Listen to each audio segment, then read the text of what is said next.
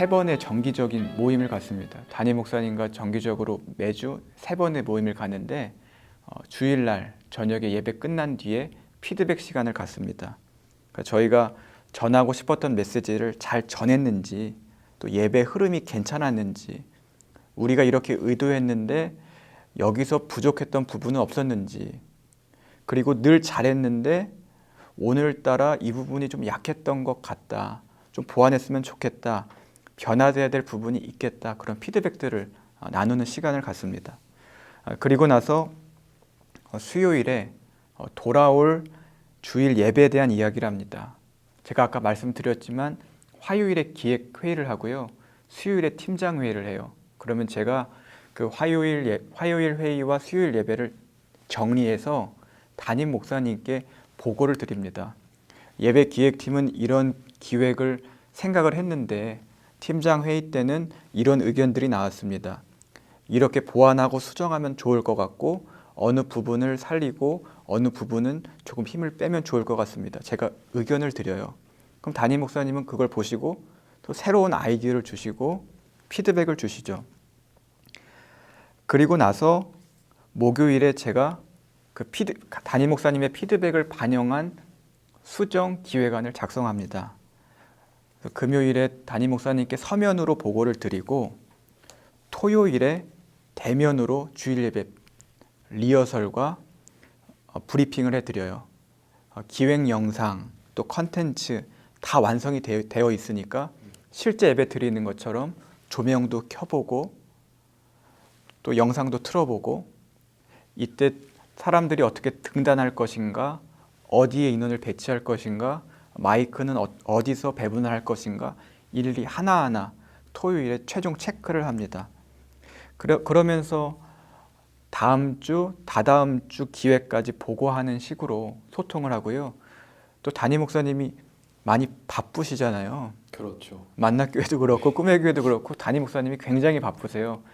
그래서 기본적으로 일주일에 3번 뵙는 것을 원칙으로 하지만 일정이 있으시면 3번 못 뵐 수 있거든요. 그러면 언제든지 카카오톡이나 전화로 보고를 드립니다. 어려워하지 않으시고 제가 편하게, 너무 형식적인 그런 글로 쓰는 것이 아니라 정말 핵심적이고 편하게 보고를 드려요. 그러면 전화 주시고 또 답장 주시고 일이 빨리빨리 될 수 있도록 그렇게 소통을 하는 편입니다.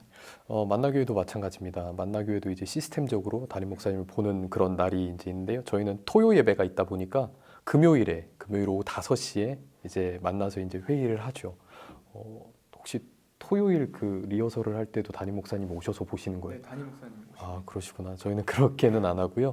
그냥 저희는 이렇게 하겠습니다 말씀드리면 김병삼 목사님께서 뭐 이렇게 고 하라고 하시면 하시고, 예. 스탑하라 하시면 또 스탑하고 이렇게 진행이 되고 있습니다.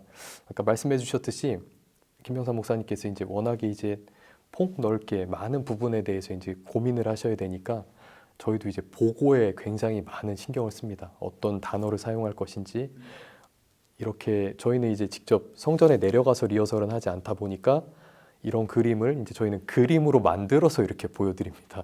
사람들이 여기 이렇게 설 거고요, 이렇게 진행이 될 겁니다, 이런 식으로 말씀을 드리고, 그때마다 또 이제 필요하시면 부르세요. 그럼 이제 저희는 또 이렇게 지성소로 나아가서 목사님을 뵙고 이렇게 얘기를 나누고 있습니다. 비슷한 것 같습니다.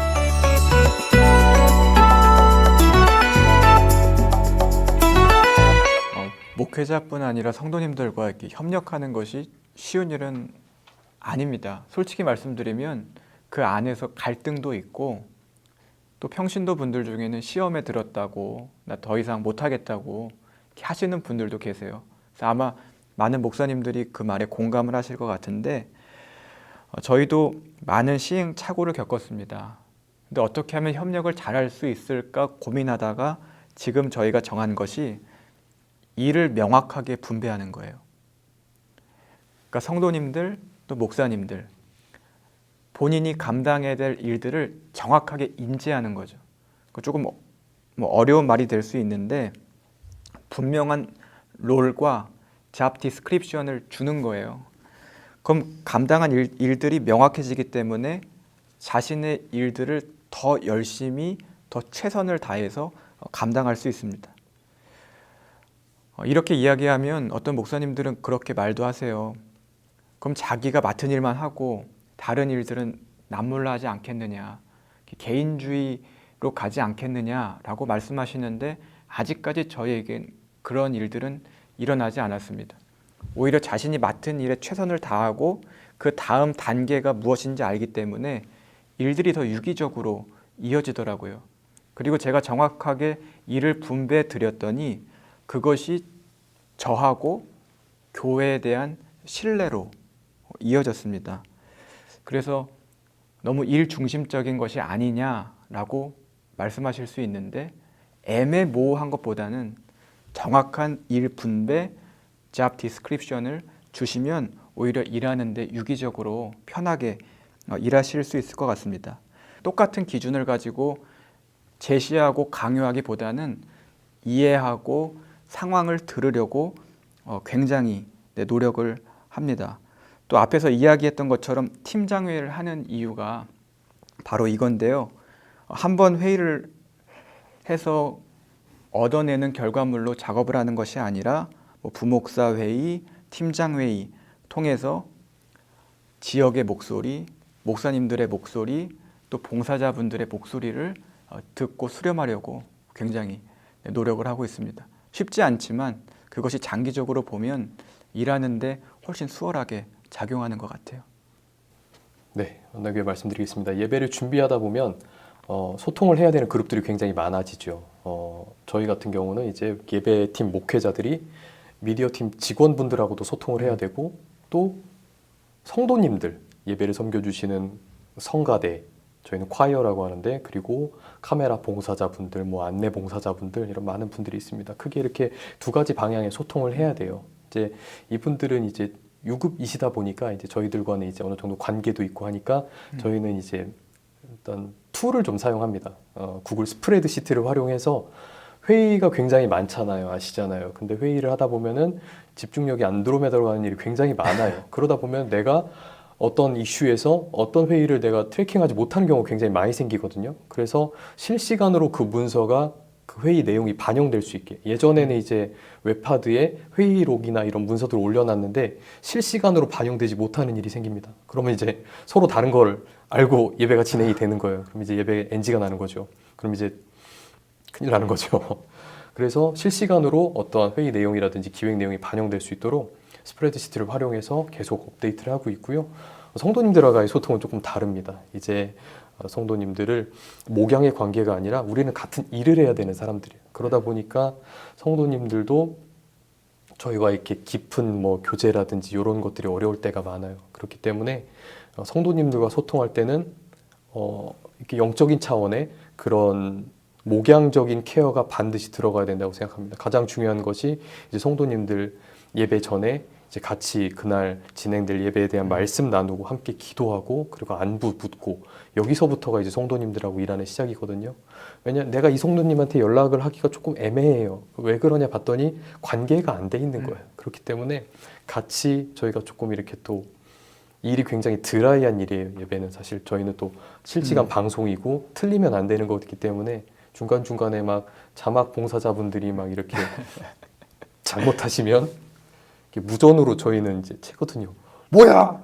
그럼 성도님들이 듣죠. 그럼 상처를 받으시는 거예요. 그렇기 때문에 예배 봉사하시는 성도님들하고는 관계가 무조건 잘 형성이 되어 있어야 된다. 일부러 그런 게 아니에요. 이런 것들을 잘 할 수 있어야 되니까 그런 부분에 굉장히 초점을 많이 맞추고 있습니다.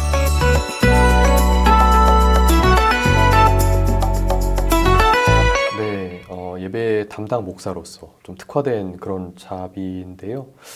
저는 또 세 가지가 있다고 생각합니다. 첫 번째는 예배학에 대한 끊임없는 공부예요. 예배라는 것들은 그 형식이 그 역사적으로 어떠한 큰 사건이라든지 사람들의 라이프 스타일이 변할 때마다 예배의 형식도 따라서 이렇게 변화해 왔거든요. 1918년에 이제 스페인 독감으로 인해서 성찬이 바뀌었습니다. 어떻게 바뀌었냐면 같이 공동의 포도주를 마시는 것에서 개인잔을 시작하는 것으로 그렇게 변화가 됐어요. 이번 코로나 때 많은 것이 달라졌죠. 예. 비대면 예배라는 걸 드려보기도 했고요. 온라인 성찬이라는 걸 진행하기도 했습니다. 그러다 보니까 이런 의도적이지 않은 일들에 의해서 예전이 바뀌어야 되는 경우가 생기게 돼요. 그럴 때 예배 담당 목사는 그 기준을 명확하게 가지고 있어야 돼요. 그래서 예배학에 대한 그런 전통과 또 신학적인 지식이 있어야 됩니다. 물론 저는 많이 없지만 그래도 예배를 담당하는 사람이라면 예배학에 대한 그런 예배 역사에 대한 그런 지식들은 저는 필수적이라고 생각을 해요. 네, 그리고 이거는 이제 예배를 담당하지 않아도 이제 부교역자 팔로워로서 이제 지녀야 되는 그런 좀 중요한 부분인데, 담임자의 말은 80%만 들어라. 예, 부교육자로서 담임 목사님의 그런 방향을 인지하고 그것을 따라서 저희 같은 경우는 예배를 기획하니까 예배를 만들어가는 일은 굉장히 중요합니다. 내가 하고 싶은 걸 하면 절대 안 돼요.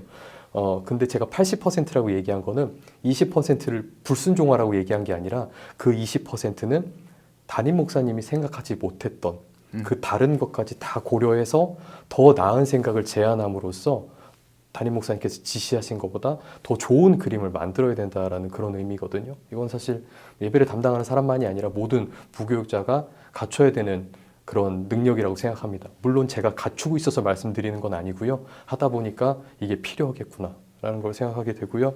마지막은 예배 담당 사역자는 예배의 은혜를 사모해야 돼요.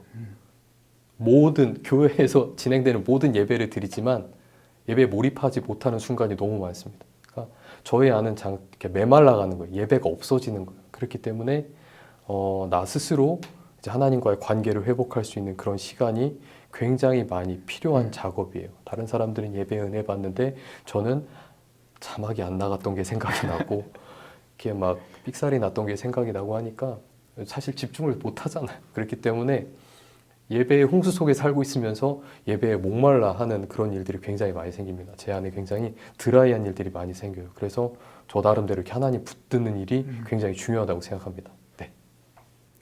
저도 비슷한 답변을 드리고 싶은데요. 저는 겸손함과 수용성이라고 생각합니다. 그러니까 부교육자에게 가장 중요한 것은 담임 목사님의 목회 철학과 방향을 아는 거예요. 그러니까 저는 감사하게도 기획팀장 하기 전에 목회 지원 비서실에 있었어요.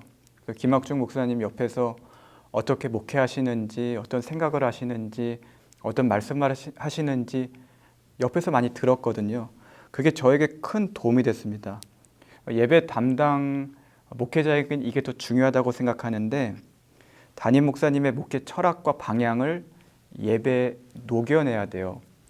그리고 목사님 말씀하신 대로 담임 목사님이 말씀하신 것 그대로 하면 괜찮았어 라는 평가는 받지만 잘했어 라는 평가는 받기 쉽지 않아요. 그리고 예배라는 거는 다이나믹한 거기 때문에 생각한 그대로 나오면 안 되고, 담임 목사님 말씀하신 것 위에 예배기획 팀장이나 다른 팀장들의 좋은 아이디어들이 덧붙여져서 얹어졌을 때 좋은 예배가 나오는 거거든요. 그래서 항상 담임 목사님의 목회 철학과 방향 위에 좋은 아이디어를 얹어야 되고요. 저도 제일 공감하는 게 예배를 사모할 수 있어야 돼요. 제가 예배 드릴 때 은혜 받아야겠다라는 생각도 있지만 한편으로는 다른 게 보여요. 카메라 각도가 보이고 또 조명이 보이고 또 왜 이 화면을 잡지? 왜 기도자가 좀 더 빨리 등단해야 되는데 왜 이렇게 되는 거지? 영상이 왜 안 나오지? 다 신경이 쓰이는 거예요. 그러니까 그러다 보니까 정작 중요한 은혜를 사모하는 일에 소홀해지는 경우가 있고, 또 저녁 예배 때가 되면은 저도 모르게 인간이니까 지치는 거예요. 그러다 보면은 졸면 안 되지만 가끔 졸음도 오기도 하고, 이러면 안 되는데 내가 예배기획 팀장인데 정신 차려야지, 그런 생각도. 그래서 개인 영성 쌓는 일에 노력을 많이 하고 있습니다.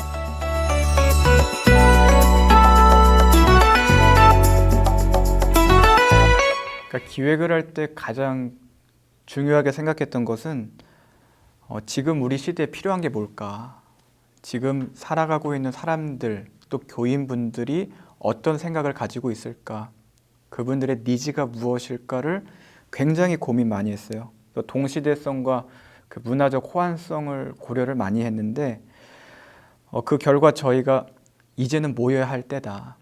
2년 동안 잘 모이지 못했는데 이젠 다시 모여야 한다라고 생각을 했고 그래서 표어를 그래 우리 함께라고 정했습니다. 그래 우리 함께 해보자 이게 아니고요. 2년 동안 너무 힘들었잖아요. 너무 힘들었지만 그래 잘 해왔어. 그래 2022년 우리 함께 잘 해보자. 격려하고 공감하는 의미에서 이런 주제를 정했고 핵심 키워드는 with라고 정했습니다. 그리고 나서 저희가 1월 달부터 12월까지 with라는 단어를 다 쓰기 시작했는데 예를 들어 1월 달에는 with God이라는 주제를 정했어요. 그러니까 새로운 한 해는 특히 1월은 하나님과 함께하자라는 의미로 잡았고 2월 달에는 집사 임명예배, 권사 임명예배, 교사 임명예배가 있기 때문에 with us, 우리 함께 섬기고 해보자라는 의미를 담았고 3월과 4월에는 사순절이 있잖아요. 그래서 with Christ, 예수 그리스도와 함께라는 주제를 잡았고 5월 달에는 가정의 달이기 때문에 with family, 가족과 함께라는 그런 주제를 잡았습니다. 이렇게 사역, 교회력, 절기 다 고려해서 1년의 통일성 있는 기획을 잡았습니다. 함께 해야 될 대상을 정해서 매달 그렇게 기획을 하고 있습니다. 아까 말씀드렸듯이 저희 만나교회도 이제 1년의 계획이 다 나와 있습니다. 중요한 것은 이제 각각의 그런 절기나 시리즈에 맞는 그런 담당자들을 이제 정해서 그다음에 평신도들하고 같이 해가지고 이게 같이 이렇게 진행되게 하는 게 굉장히 중요할 것 같고요. 그리고 아까 이제 그 말씀을 기획 노하우 예시에 대해서 말씀해 주셨는데 보통 이제 교회들이 예배를 기획하거나 또 어떠한 콘텐츠를 제작할 때 다른 교회들의 사례를 많이 보죠. 예, 저희는 다른 교회들을 보지 않습니다. 저희는 그냥 방송, 사람들이 많이 보는 것들, 그것을 보면서 이제 우리 성도님들이 어떤 생각을 하고 어떤 걸 보시는지를 저희가 지금 생각을 하고 준비를 하거든요. 교회들 걸 보다 보면 교회들 것 같은 걸 많이 하게 돼요. 특히나 요즘에는 이제 온라인으로 많이 노출이 되어 있기 때문에 그렇게 됐다는 거는 이제 교회에 대한 접근성이 굉장히 쉬워졌다는 거거든요. 그렇기 때문에 복음에 대해서 잘 듣지 못한 사람이 왔을 때 이걸 봤을 때 이게 너무 교회 것 같으면 그냥 이제 8분 보고 나가는 거죠. 근데 이제 예전에 이제 지지난해 송부영신 때는 그 당연한 것들이라는 지금 영상으로 나오고 있는데요. 당연한 것들이라는 그런 그 세상의 노래를 저희가 개사를 해서 또 저희 교회 상황에 맞게 이렇게 불렀고요. 성도님들 굉장히 많이 이렇게 감동스러워하셨고 또 악보를 요청하는 그런 교회들도 많이 있었습니다.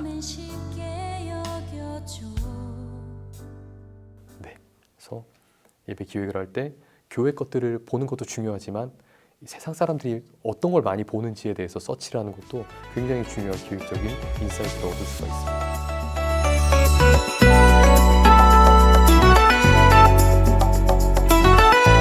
그렇죠? 성도 수가 이제 어느 정도 적으면 소형, 중형, 이제 대형으로 이렇게 교회가 이렇게 편의에 의해서 구분이 되긴 하는데 그거는 그 말인즉슨 헌금 액수 차이예요. 그렇죠?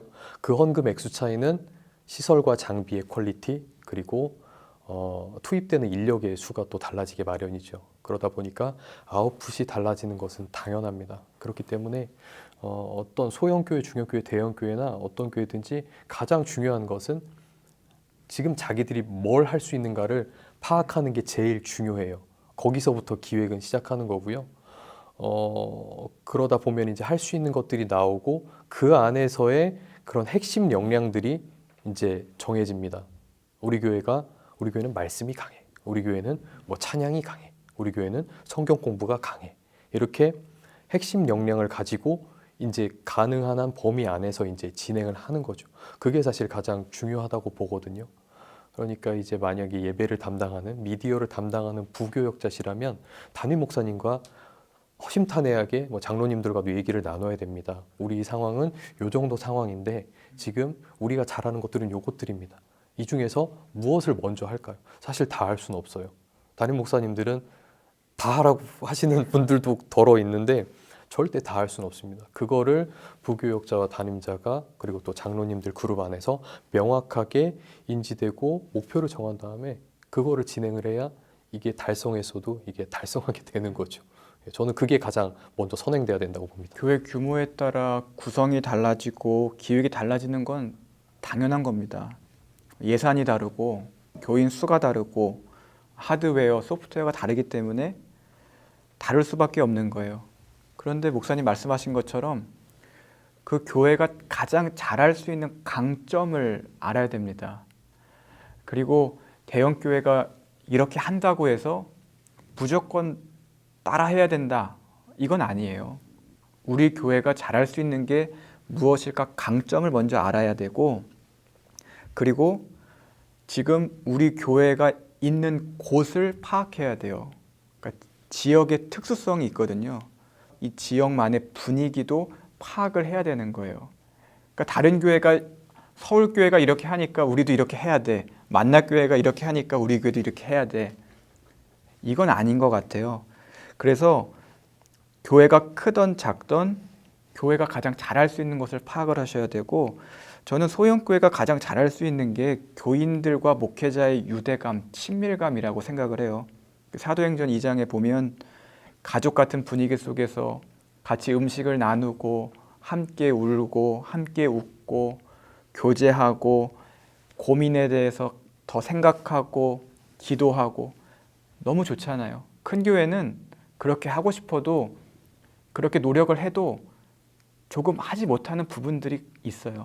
근데 작은 교회는 아무래도 그런 것들을 더 특성화할 수 있고 잘할 수 있기 때문에 사도행전적인 교회의 강점을 좀 사용한다면 소형 교회도 의미 있고 감동 있고 대형 교회가 하지 못하는 예배를 드릴 수 있지 않을까라는 생각을 해봅니다.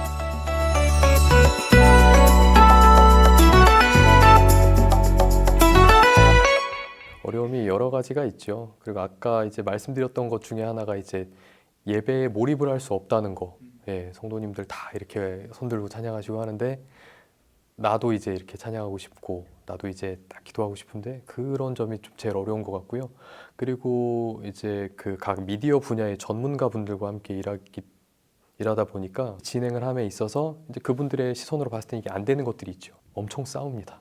예. 그런 관계적인 문제들이 굉장히 어려워요. 밥도 먹고 이렇게 하는데 회의만 들어가면 이게 분위기가 또 안 좋아지고 그러다 보니까 저 나름대로 이제 했던 건 나는 국장이니까 이제 기도해야 되겠다. 이 사람들을 위해서 또 나를 위해서 같이 기도해야 되겠다. 기도하지 않고는 화내지 말자. 저 화 되게 많이 내거든요. 직원분들한테. 그래서 올해는 진짜 화내지 않고 이렇게 한번 같이 가봐야겠다 하고 작년에는 이제 마니또라는 걸 했습니다. 저희 다 이렇게 모아놓고 마니또를 하고 서로 기도 제목 하나씩을 쓰게 했어요. 그래서 그거를 각자 다 뽑으십시오. 그래서 1년 동안 이 사람만을 위해서 기도를 하십시오 라고 했어요. 그래서 예배팀 가운데 굉장히 드라이한 일이에요. 성도님들과 같이 소통하지 못하기 때문에 성도님들이 뭐 힘내세요, 화이팅 뭐 이런 응원을 사실 받기가 어려운 팀이 예배팀입니다. 그렇기 때문에 우리가 뭉쳐야 되잖아요. 그래서 서로를 위해 기도하고 또 말씀 나누는 공동체가 되기 위해서 애를 쓰고 있는데 네, 기도해 주세요. 예. 그러니까 예배기획 팀장이란 자리가 굉장히 쉽지 않은 자리입니다. 저도 원래 이렇게 흰머리가 뭐 화면에 나오지 않을 수 있지만 흰머리가 굉장히 많이 늘었어요. 1년 사이에 흰머리가 많이 났는데 화가 나는 일들도 굉장히 많습니다. 또 꿈의 교회 같은 경우에는 디자인팀, 방송팀 다 전공자들이세요. 대학교에서 그런 디자인이나 방송, 음향 쪽을 전공한 분들이 계시기 때문에 제가 예배 기획을 이렇게 해서 팀장회의 때 이렇게 하고 싶습니다 라고 이야기하면 제가 좋게 이야기해서 팀장회의를 통해서 수정하고 보완한다고 말을 했지만 그 안에서 때로는 거친 언어도 나와요. 왜냐하면 저는 신학을 전공한 사람이잖아요. 그러니까 디자인 잘 모르잖아요. 방송 잘 모르잖아요. 제 생각엔 이렇게 해서 이렇게 하면 될 것 같은데 방송에서는 이게 안 된다는 거예요. 우리에게 맞는 최적화된 기획을 딱 했는데 디자인 팀이나 방송 팀에서 힘들다. 이제 그러면 이거 어떻게 해야 되나. 수정 보완하는 과정 속에서 자존심도 상해요, 사실. 하지만 받아들여야 되는 거죠. 내 생각대로 이렇게 기획이 안 되더라도 또 그냥 받아들여야 되는구나. 또 담임 목사님의 생각을 알잖아요. 목회 철학과 방향을 아는데 이거를 구현시켜야 되는데 어려움들이 있는 거예요. 그럼 이걸 어떻게 구현을 하지? 어떻게 지혜롭게 하지? 그러니까 생각을 많이 하게 되고 오히려 기도하게 되고 사람들과 그러니까 기획팀이라는 것이 기획만 하는 것이 아니라 인간 관계 맺는데도 시간이 굉장히 많이 필요한 자리입니다. 그래서 저도 약간 마음이 울컥하는데 쉬운 자리는 아닙니다.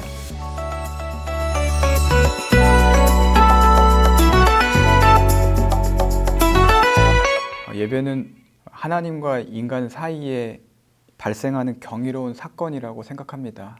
예배는 하나님과의 만남과 교제인데 만남과 교제는 일방적이진 않잖아요. 상호적이고 쌍방향적이잖아요. 그래서 예배는 저는 상호적이라고 생각을 하고 하나님께서 우리를 찾아와 주시고 또 우리가 하나님의 사랑을 깨닫고 예수 그리스도의 구원의 은총을 느끼면서 반응하는 행위가 예배가 아닐까라는 생각을 합니다. 그래서 이런 만남과 교제 과정이 잘 될 수 있도록 기획하는 것이 좋은 예배 기획이 아닐까라고 이야기하고 싶습니다. 저도 동의하는 부분입니다. 예배는 우리가 흔히 예배를 드리러 간다, 예배를 보러 간다 이렇게 얘기하잖아요.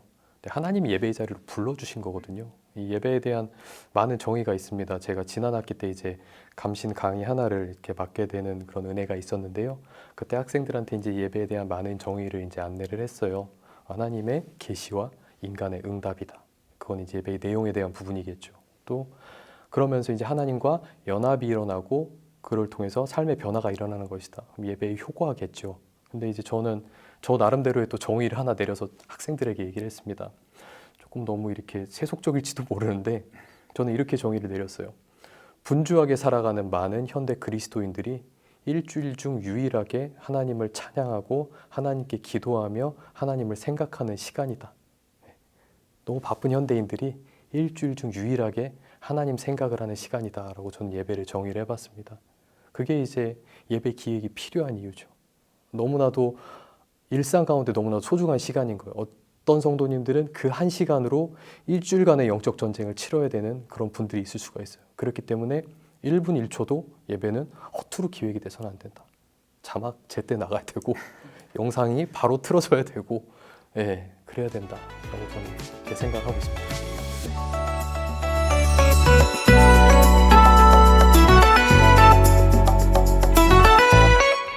네, 우리들 맛집 많이 가지 않습니까? 인스타나 이런 블로그를 보고 맛집을 많이 찾아갑니다. 가면 음식이 맛있죠. 근데 저희가 그 맛있는 음식을 먹고 집에 와서 엄마한테 엄마는 왜 이 미슐랭 3스타처럼 음식을 하지 못해? 라고 이야기를 하지 않아요. 그쵸? 엄마가 물론 미슐랭 셰프인 사람도 있겠죠. 그렇지만 저희는 그렇게 얘기하지 않습니다. 저희는 알아요. 그 음식이 맛있습니다. 맛있고 또 가고 싶긴 하지만 나를 지금까지 자라게 해주고 나를 여기까지 오게 한 것은 엄마 밥이에요. 집밥입니다. 그 집밥은 사랑이 담겨 있고요. 나를 가장 잘 아는 사람이 만들어준 밥입니다. 코로나를 지나면서 많은 성도님들이 여러 가지 교회, 여러 가지 설교를 듣게 됩니다. 노출이 많이 되고요. 목회자들 입장에서 그런 상황들이 그렇게 달갑지만은 않아요. 잘 준비된 설교, 너무나도 잘하고 있는 교회 예배들 보면 속상하고 우리 성도님들이 거기로 갈 것만 같고 한데 저는 확신합니다. 사람을 변화시키는 건요, 명설교가 아니에요. 사람을 변화시키는 예배, 사람을 변화시키는 설교는 나를 가장 사랑하고 나를 가장 잘 알고 내 목자가 들려주는 설교, 내 목자가 진행하는 예배가 저는 사람을 변화시킨다고 믿습니다. 그리고 그것이 이 시대에 하나님께서 하시는 일이라고 저는 확신합니다. 힘내시고요. 하나님께서 일하실 수 있도록 최선을 다하십시오. 화이팅! 목회자분들에게 예배를 기획하고 준비할 때 굉장히 힘드실 것 같아요. 그런데 제가 드리고 싶은 말씀은 무엇이든 무엇을 보든 무엇을 듣든 이렇게 따라 하셨으면 좋겠어요. 그리고 내가 이걸 하고 싶다라고 생각하면 그것을 주저하지 말고 하셨으면 좋겠어요. 김학준 목사님께서 늘 하시는 말씀이 성경 빼고 다 바꿔라 거든요. 성경 빼고 나머지를 다 바꾸라는 거예요. 끊임없이 프론티어 정신을 가지고 예배를 바꾸고 디자인하고 재해석하고 노력을 해라 라고 이야기하시거든요. 근데 그 말을 듣는 부교역자는 마음이 편치만은 않아요. 불편하죠. 이걸 어떻게 해야 되나 막막하죠. 또 주변에 소리가 참 많거든요. 담임 목사님께 이걸 듣고 이렇게 해야 됩니다 라고 이야기하면 또 안 됩니다. 이건 좀 힘듭니다 라는 목소리들이 있어요. 근데 그거를 너무 스트레스 받지 마시고 가끔은 들으시되 귀를 닫으시고 묵묵하게 나아가셨으면 좋겠어요.